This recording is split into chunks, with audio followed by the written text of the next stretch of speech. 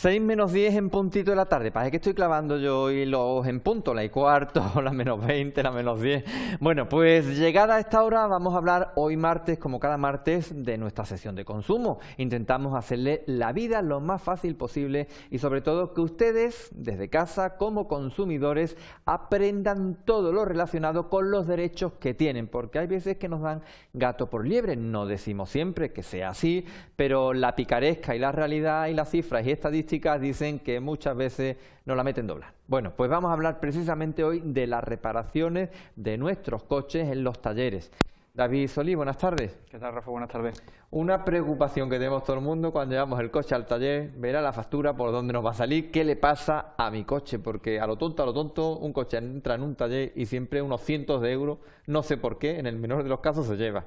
Hombre, es que además, después de la casa es el bien de consumo más preciado que tenemos normalmente. Tenga unos años o no, primero nos es tremendamente útil, el desavío que nos hace de no tenerlo, y después la falta de conocimiento en la mayoría de los casos de mecánica nos hacen que nos genere unos quebraderos de cabeza hasta que nos dicen qué es lo que tiene el coche, que realmente porque estamos viendo temblar la cuenta corriente.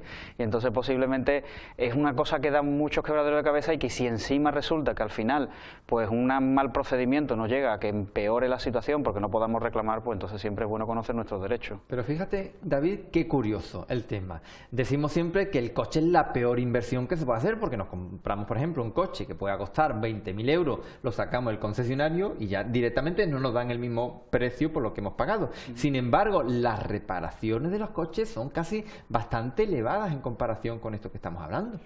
Bueno, hay que tener en cuenta que hay una de las cosas que encarece mucho la reparación en la propia mano de obra de la reparación. Eso se cobra por fracciones de media hora y suele estar elevado. A lo mejor la pieza no vale tanto, pero ya la media hora de reparación son 50 euros, con lo cual ya le estamos metiendo un incremento, ¿no? Pero sí es verdad, es un bien que la verdad que va a llegar un momento en el que si para algún día tenemos un transporte público que realmente sea una alternativa en todos los efectos y empezamos a evaluar económicamente lo que nos cuesta un coche, pues a lo mejor nos acabamos pensando si es más rentable coger todos los días el transporte público y de vez en cuando alquilar uno y nos evitamos todos estos engorros. Se dice, muchas veces he escuchado yo por ahí alguna estadística, no sé si será una leyenda urbana, que cuando utilizamos el coche más de, no me acuerdo si era 10.000 o 15.000 kilómetros, es rentable tener un coche por los gastos o los costes fijos que tiene, de impuestos, de la letra que podamos pagar, que si no, que casi es más cómodo si cogemos poco el coche y nos en taxi.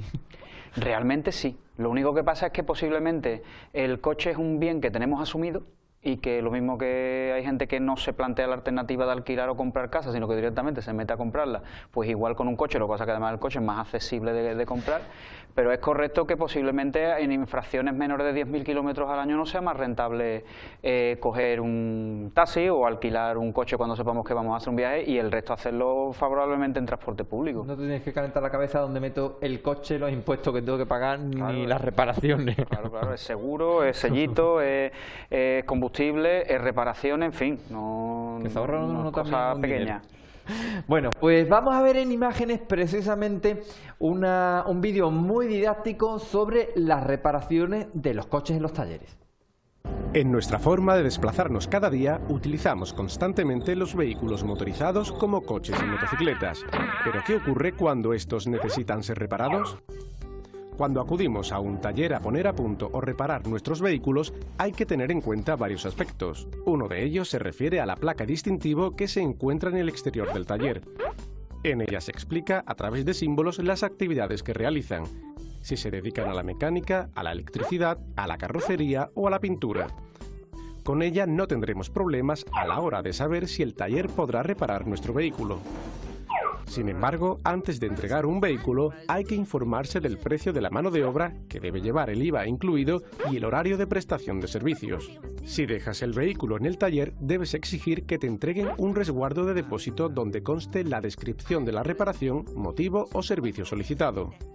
Además, la persona usuaria tiene derecho a la elaboración de un presupuesto que será gratuito siempre que se realice después la reparación.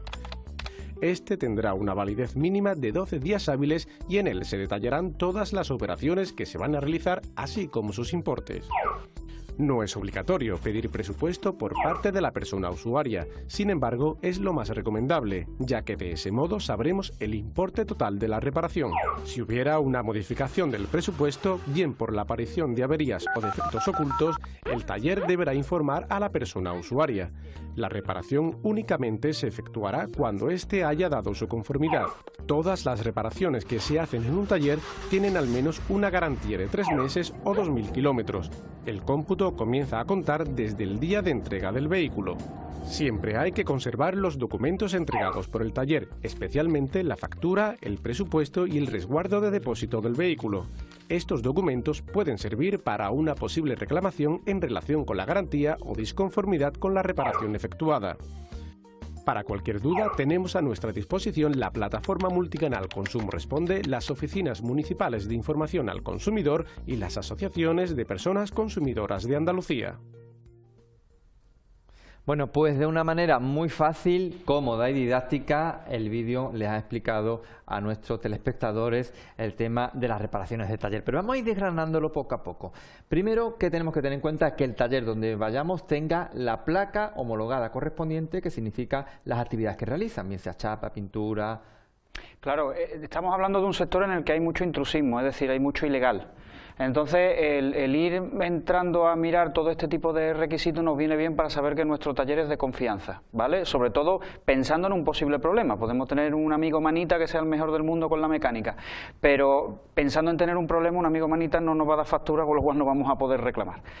Lo principal, la placa, vemos si es de neumático, si es de chata, de pintura, de mecánica general. Entonces, sabiendo que estamos hablando, por ejemplo, de una avería de motor, pues no lo vamos a llevar a un sitio que sea solo de chapa, ¿vale?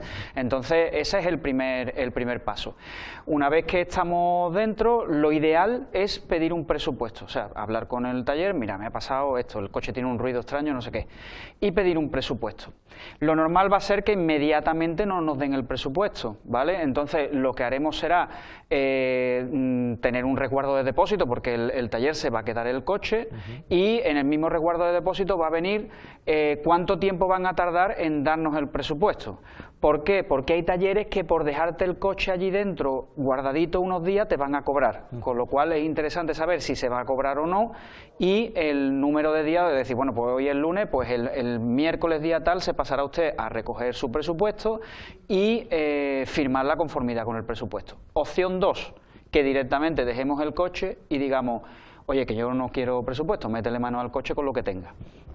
En este caso, en el documento de depósito o en el documento previo que vamos a hacer diciendo que el coche lo dejamos allí, habrá un recuadro en el que dirá, tiene usted derecho a un presupuesto, pero en el presente recuadro usted renuncia a presupuesto, ¿vale? Entonces ahí firmamos como que damos consentimiento de que el presupuesto no existe.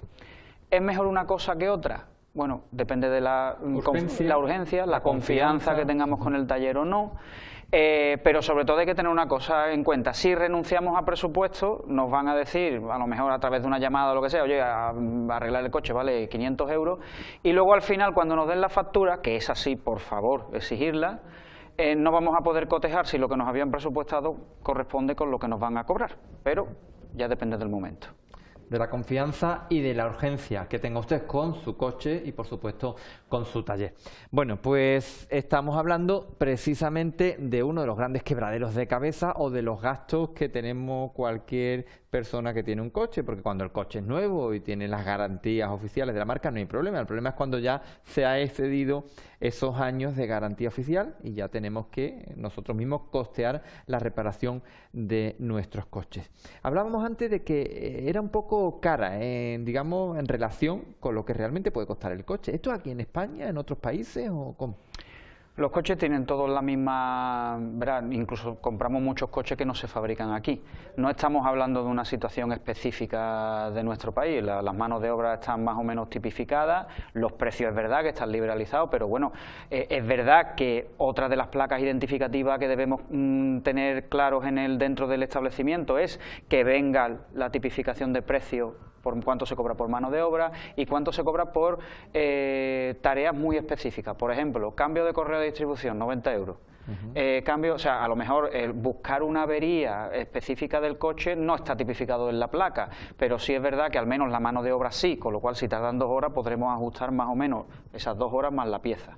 Es más, si desconocemos, si no nos fiamos mucho de lo que nos han cobrado, podemos ir al concesionario oficial y preguntar, oye, en mi vehículo tal, ¿cuánto costaría el cambio de tal pieza? Una vez que nos hayan cobrado, eso nos permitiría saber si nos han engañado o no.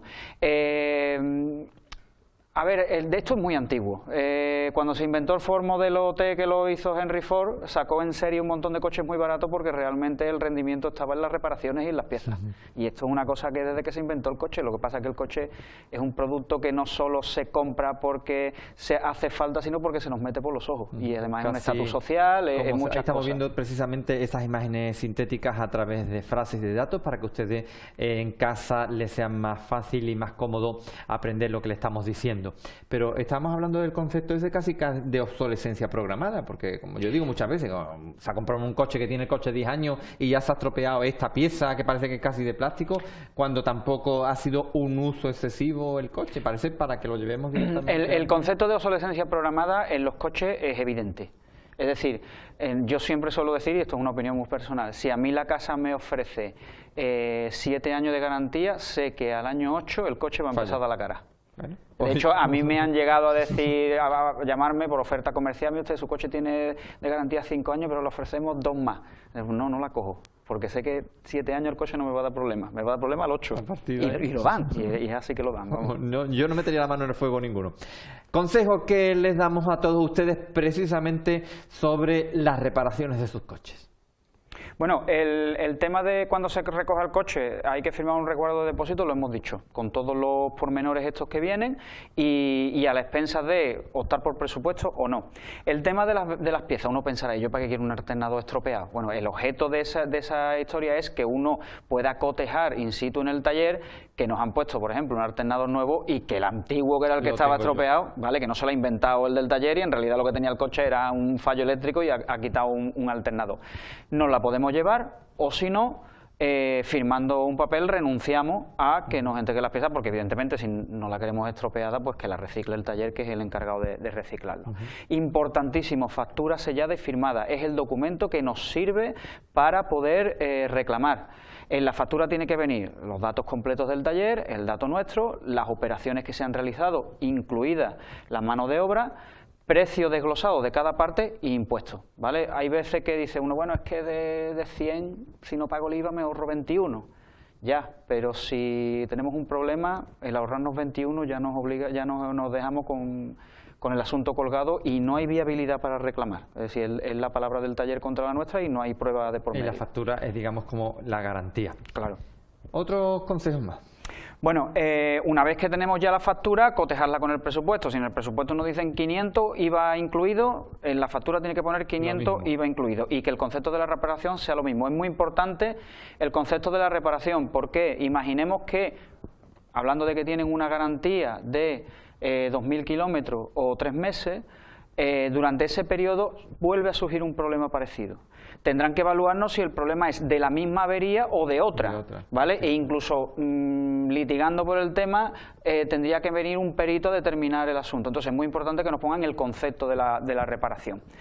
Y luego, en caso de no estar conforme, pues como cualquier otro establecimiento, tienen obligación de tener hojas de reclamaciones y siempre es interesante que estén adheridos al sistema arbitral de consumo porque eso nos permitiría pues un vehículo fácil para poder resolver cualquier controversia. ¿Recibís vosotros en Consumidores Huelva muchas quejas relacionadas con el mundo del motor? Recibimos reclamaciones y en la mayoría de los casos suele ser por falta de procedimiento a la hora de dejar el coche, lo que hemos estado hablando, es decir, oye, que es que me han dicho que me lo arreglaban por 75 y cuando he llegado resulta de que no, que en realidad había otro problema más y se ha plantado en 200, vale, pero ¿firmó usted el depósito, el recuerdo? Es decir, no, yo dejé el coche y me dijeron que ya me llamarían. Bueno, pues en todo ese proceso que falta es donde la picaresca surge y donde 75 se convierten en 200, con lo cual es muy recomendable conocer nuestros derechos y ejercerlos. Oye, ¿qué es el de confianza? Bueno, pues ya lo dejamos a potestad de cada uno, pero si no, si es el de confianza no hay problema por firmar todos los documentos y arreglarlos si hay algún problemita. Bueno, pues espero que ustedes hayan tomado muy buena nota para que cuando lleven sus coches al taller no se lleven después ningún susto, que más vale prevenir, como se suele decir, y ojo, tenemos que decir que tenemos muy buenos profesionales también en muchos talleres, que no todo el mundo se aprovecha un poco de las circunstancias. Fíjate que nosotros tenemos buena relación con FATA, que es la Federación Andaluza de Talleres de Automóviles, y ellos nos decían que ejercen mucha presión y que la mayoría de los talleres pues tienen sus placas y demás, es fácilmente reconocible. Pero que tenían un problema de mala fama porque, ¿cómo se dice eso? El grano no hace granero, pero es verdad que los 4 ilegales que hay le generaban un montón de problemas y muchos quebraderos de cabeza. Y había una lucha mucho por evitar el intrusismo. Y es verdad que tenemos buenos profesionales de la mecánica, pero los 4 malos son los que muchas veces dan mala fama. Bueno, pues espero que ustedes hayan tomado muy buena nota. David, antes de despedirte, no sé si mandarte a bailar con Nuria González, pero como ya está en palo va a ser un poco complicado. Todavía no hemos aprendido esto de hacer y desaparecer a la gente, a pesar de la magia que tiene la televisión. Así que, Nuria González, buenas tardes. ¿Qué pasito de salsa o ritmo latino nos vas a enseñar esta tarde?